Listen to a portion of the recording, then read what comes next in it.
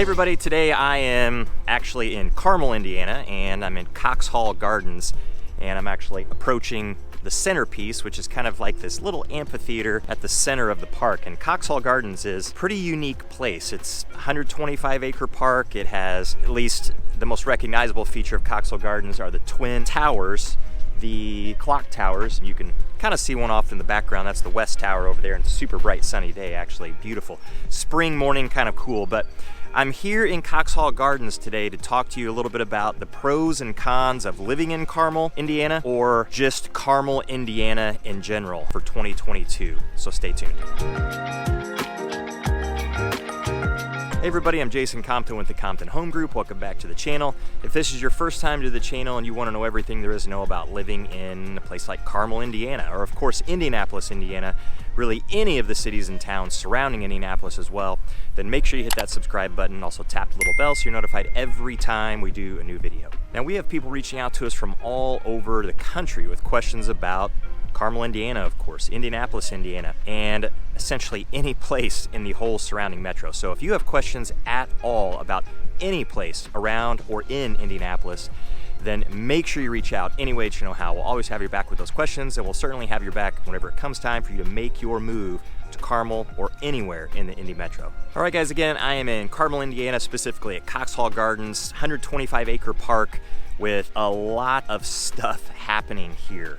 It's a super unique park. I wouldn't necessarily call it a park like a playground, although it does have a children's area, which is pretty unique in and of itself. It has this little village with shops, and kids can just kind of run wild in there, but it has a couple of lakes. It has, like I said, the twin clock towers, biking paths, walking paths, and that's actually on this morning, this kind of cool spring morning, super sunny. I can't hardly see when I'm looking at the camera here, but I can see all kinds of people, not all kinds, not very crowded this morning, but people walking out here. I've seen a couple of cyclists, and just a huge, expansive park, really not in the middle of Carmel, a little bit more over to the west. And then what I'm coming up to here, this is called the centerpiece, and this is a really, really unique little spot. It's essentially an amphitheater more than anything. So stuff like this here at COXHALL Gardens, super, super unique and a pretty cool place just to come and take a walk or just enjoy for the day.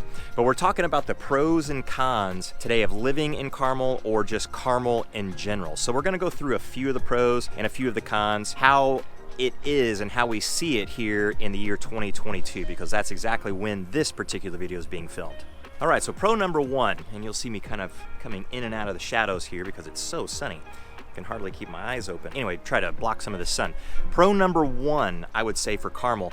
Carmel is not a small city, although if you're comparing it to a place like Indianapolis, which is not quite 1 million people or so, Indianapolis proper, but it's pretty close to that. Let's just call it 1 million just for the heck of it, round numbers, or a place like Los Angeles or Miami or New York City, of course, or any other really big city in the country. Those are large, large cities, but Carmel's a little over 100,000 people, so it's not exactly small. It's certainly not a small rural city located somewhere off in the middle of Indiana. But I would say the pro number one for the size of the city is the traffic. So when you get into traffic, that sounds like it would almost always be a negative, but the traffic in Carmel for the size that it is really not that bad. And I know, of course, people would probably argue with me on that and say, you know, you're crazy, the traffic is terrible, but honestly, what is terrible traffic? Terrible traffic is usually when you are completely concerned every single time you get in the car, or especially during the rush hour traffic, that you're gonna be held up. And if you're in Carmel and you're driving from your place to pretty much anywhere in the city, you definitely have periods of time where it's a little heavier, for sure. During the rush hour in the morning and in the evening rush hour, definitely heavier, but there's hardly ever a time where you're going to be sitting in traffic. Now, that's impressive, not just because of the size of Carmel, but where it's located. So you have Indianapolis directly to the south, you have Westfield just to the north, you have Fishers, Indiana to the east, which is another fairly large city. It's about 100,000 people too, and then Zionsville to the west. So it's surrounded by some really populated areas. And so you get a lot of transient traffic through Carmel. Not just people that live within Carmel traveling within, but people traveling from Westfield to Carmel, or Westfield to Indianapolis, or Fishers to Carmel. So there's a lot of traffic coming and going. And for the amount of people and the amount of cars, I would say the traffic is pretty good. I don't think it's really one of those things you're gonna have to worry too much at all. So if you're concerned about that, of course, spending some time in Carmel to experience what the traffic is really like, you certainly will have periods where you have to go slow, or areas within Carmel where you have to go slow, like through school zones where you might go 20, 25, maybe 30 miles per hour max. You're still moving. So if it's a 20-minute drive and you run into some really bad traffic, you might be talking about a couple of extra minutes. It's certainly not going to be an extra 20 minutes or 30 minutes or something like that in some places where you can experience some really, really bad traffic. So pro number 2, one of the reasons I think that the traffic is really pretty tolerable in Carmel is because of the infrastructure. The roads in Carmel, they are really quite nice. Now, of course, people will also argue with me on this and say, when we get into spring, you'll have potholes everywhere. And, especially in Indianapolis, the roads can get rough. But actually, that happens in just about any Midwestern city that experiences a harsh winter. It's just a reality. You get the freezing and thawing, you're going to have potholes open up the road, and that's just something that has to be taken care of every single year. And that happens in Carmel too, but for the most part, the roads really stay pretty nice. And the other thing about it, the infrastructure, is that Carmel's known for all of its roundabouts. It has the most roundabouts of any city in the entire country. And that's pretty impressive given that it's not a small city, but it's also not a large city. So lots and lots of roundabouts here, and that helps with the traffic flow. So you've got some major roads going north and south that you can travel within Carmel or through Carmel, and that would be like US 31, you have Keystone Parkway, and Hazeldale Parkway. All three of those, you can travel all the way through Carmel and never hit a single stoplight, never stop once, which is pretty impressive. And then you have east-west roads like 96th Street on the south end of Carmel. You have 116th Street, you've got 146th Street. Those are kind of the major east-west roads going through the entirety of Carmel. And all of those will have a roundabout or two here or there for sure. In fact, some of them have a little bit more than that, but they'll have some stoplights as well. It's just on those roads, you can move fairly fast. 96th Street, 146th Street, those are exceptionally busy roads. 106th Street is a pretty busy road. You have to go a little slower on that through Carmel, but you can, in fact, still move relatively fast and are hardly going to be slowed. Not very often. So the infrastructure, as you get off of those major roads and you get into some of the other side streets, wouldn't necessarily call all of them side streets, but some of the minor east-west and minor north-south roads, those are chock full of roundabouts as well, and few stoplights and a lot less traffic. So it's really pretty simple to get around in Carmel because of the infrastructure, and all the roads are quite clean. For the most part, most of them look really nice too. So it's a pretty impressive place just in general because of all of that. So it helps with that traffic flow considerably. Okay, the third pro about Carmel, and this is something that just about everybody likes. It's super family friendly. It's extremely safe as well. And of course, just to the south, when you get into Indianapolis, that part of Indianapolis on the north side is quite safe too. Indianapolis does not have a phenomenal safety reputation across the country, but honestly, I don't think there's any big city in the entire country that has a great safety reputation. But not all of Indianapolis is like that. There are plenty of places in Indianapolis that I would personally live, I would recommend living, and would really be considered very, very safe. But when you get into Carmel, or any of the northern suburbs for that matter, or in the south, or in the west, any of those suburbs, they're all extremely family friendly, very safe. And I would say for Carmel, another thing that makes it pretty unique along those lines of being family friendly and safe is that you can't really find a bad spot in Carmel. So if you're on the far west side, beautiful.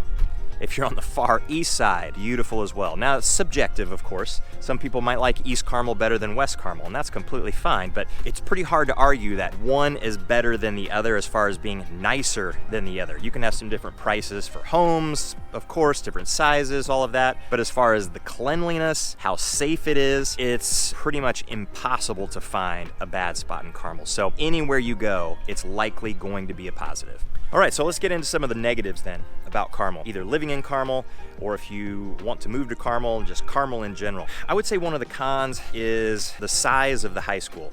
So there's more than 5,000 kids at Carmel High School, and that's the biggest high school in the state. Now, it's extremely highly rated. It's considered one of the better high schools in the state, and you could match that up against even a lot of the private schools in the state of Indiana.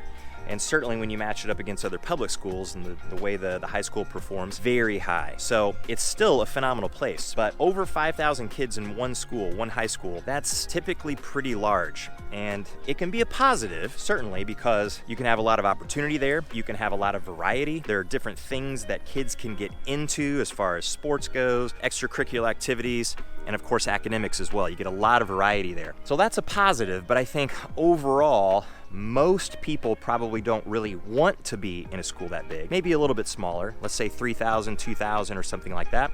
So you still get some of that variety.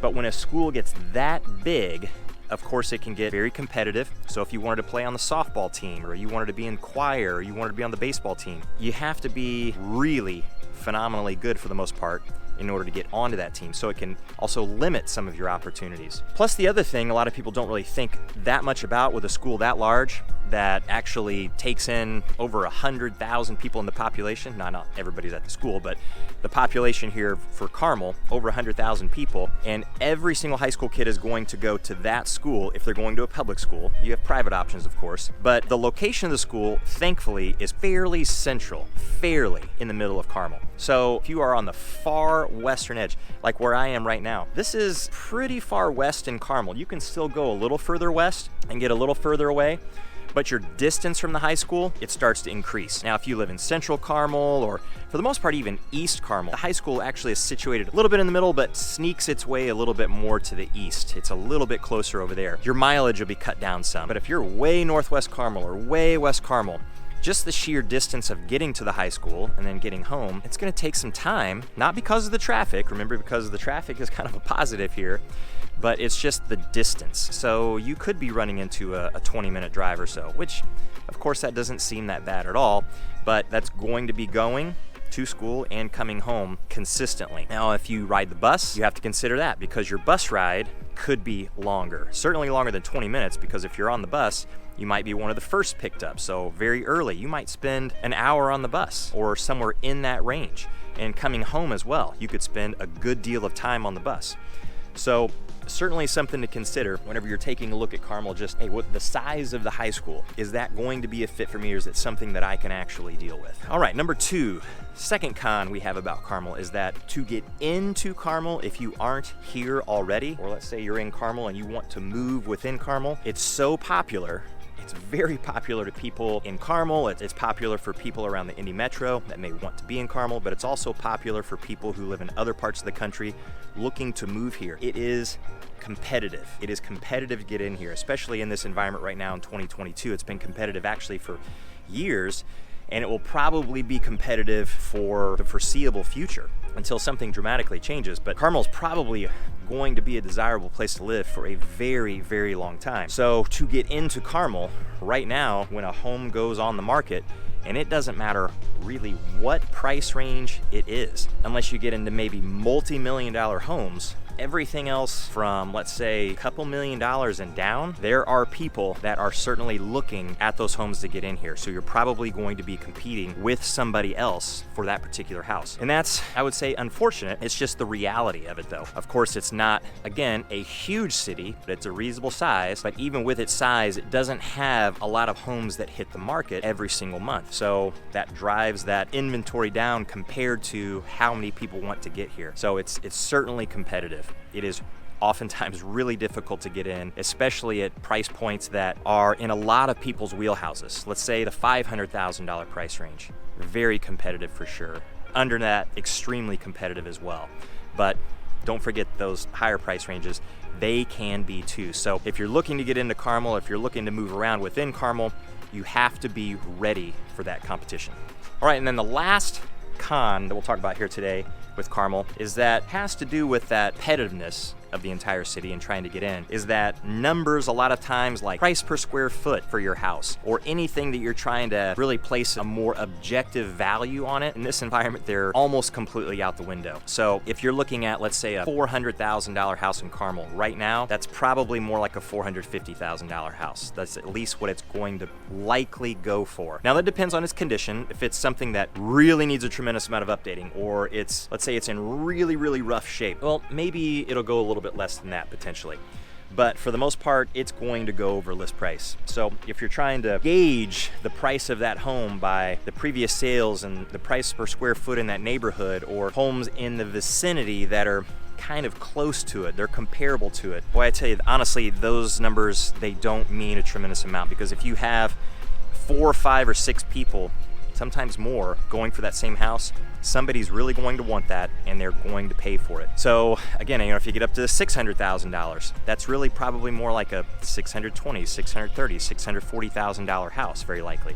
So if you have a pre-approval for $500,000 in Carmel right now, you really realistically, in 2022, and kind of for the foreseeable future here, need to be looking at homes that are in the 450 range, maybe the 440 range. So you have a little wiggle room to go above that price. And again, it doesn't matter so much about that price per square foot. Somebody else is probably going to pay for that. So that's a pretty unfortunate thing for people who want to get into Carmel because of that competition, which then leads to third con of it being expensive. And what you actually get in your home in Carmel, if you are looking at those objective numbers like price per square foot and everything beyond that, you won't get as much. Now, you can certainly get a beautiful house, a very, very nice house, but if you've got a $500,000 budget and you're looking at a home that's about $450,000 or so, take that $500,000 budget and go to certain places in Indianapolis, or certain cities and towns that surround Indianapolis, not all of them, but some of them, and that budget can go a little further. So maybe in Carmel, that doesn't get you a basement, but in a different city or suburb, town, something that surrounds Indianapolis, that might get you the same square footage on the main and upper level, but it also gets you a basement. So you get a little bit more in some other places. But it's that sacrifice, of course, if you get less here, of just being in Carmel and being in the location that you want. We all know in real estate, location is one of, if not the most important thing, especially when it comes to an individual. They want to be where they want to be. And oftentimes they will pay extra or beyond what somebody else is going to pay because they want to be in that particular location so badly. All right, so there you go. So those are 3 pros, 3 cons of either living in Carmel, Indiana, or just Carmel, Indiana in general. And that would be for now in 2022. The pros and cons can definitely change as we go through the years of any particular city, especially in Carmel or any of the cities that surround Indianapolis. So if you have questions at all about Carmel, then make sure you reach out any ways you know how. And until the next one, we'll see you later.